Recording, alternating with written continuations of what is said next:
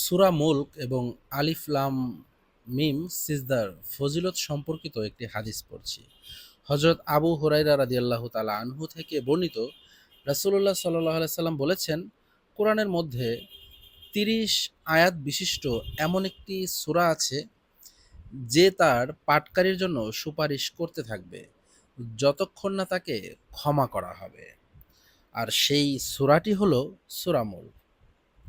এক হাদিসে সূরা মুলক সম্পর্কে রাসূলুল্লাহ সাল্লাল্লাহু আলাইহি ওয়াসাল্লামের এই ইরশাদও বর্ণিত হয়েছে যে, আমার মন চায় এই সূরা প্রত্যেক মুমিনের অন্তরে সংরক্ষিত থাকুক। আর এক হাদিসে আছে, যে ব্যক্তি মাগরিব ও এশার নামাজের মধ্যবর্তী সময়ে সূরা মুলক ও সূরা আলিফ লাম মিম সিজদা পড়ল, সে যেন লাইলাতুল কদরে জেগে থেকে ইবাদত বন্দেগী করল। এক রেওয়াতে এসেছে, যে ব্যক্তি এই দুটি সূরা পড়ে তার জন্য ৭০ নেকি লেখা হয় এবং ৭০টি গুনাহ ক্ষমা করে দেওয়া হয়। ইমাম তিরমিজি রাহিমাহুল্লাহ ইবনে আব্বাস রাদিয়াল্লাহু তাআলা আনহু থেকে বর্ণনা করেছেন, একবার কিছু সংখ্যক সাহাবী এক জায়গায় তাঁবু স্থাপন করলেন। তাদের জানা ছিল না যে সেখানে কবর আছে। সাহাবায়ে কেরাম হঠাৎ সেখানে কাউকে সূরা মুলক পড়তে শুনলেন। এই ঘটনা রাসূলুল্লাহ সাল্লাল্লাহু আলাইহি ওয়াসাল্লামের নিকট আরজ করা হলে রাসূল সাল্লাল্লাহু আলাইহি সাল্লাম বললেন, এই সূরা আল্লাহর আযাব থেকে বাধা দানকারী এবং নাজাত দানকারী। জাবির রাদিয়াল্লাহু তাআলা আনহু বলেন, রাসূলুল্লাহ সাল্লাল্লাহু আলাইহি সাল্লাম সূরা মুলক আ এবং আলিফ লাম মিম সিজদা এই দুটো সূরা না পড়ে কখনোই ঘুমাতেন না। খালিদ ইবনে মাদান রাহিমাহুল্লাহ বলেন, আমার নিকট এই রেওয়াত পৌঁছেছে যে এক ব্যক্তি বড় গুনাহগার ছিল।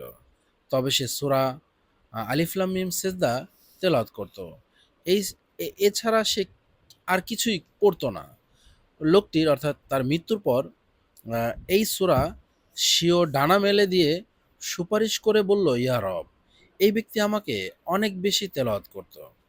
তো তার সুপারিশ কবুল করা হলো এবং প্রত্যেক গুনাহের পরিবর্তে একটি করে নেকি দেওয়ার হুকুম হলো। খালিদ ইবনে মাদান রাহিমাহুল্লাহ এই কথাও বললেন যে, এই সূরা তার পাঠকারীর পক্ষে কবরে ঝগড়া করে এবং আল্লাহকে বলে, আমি যদি আপনার কোরআনের অংশ হয়ে থাকি তবে আমার সুপারিশ কবুল করুন, নতুবা আমাকে আপনার কোরআন থেকে মুছে দিন। অতঃপর এই সূরা পাখির মতো হয়ে যায় এবং মৃত ব্যক্তির উপর নিজের ডানা মেলে দেয় আর তার উপর থেকে কবরের আযাবকে ফিরিয়ে রাখে। বর্ণনাকারী বলেন, সূরা মুলকের জন্যও এই ফজিলত রয়েছে।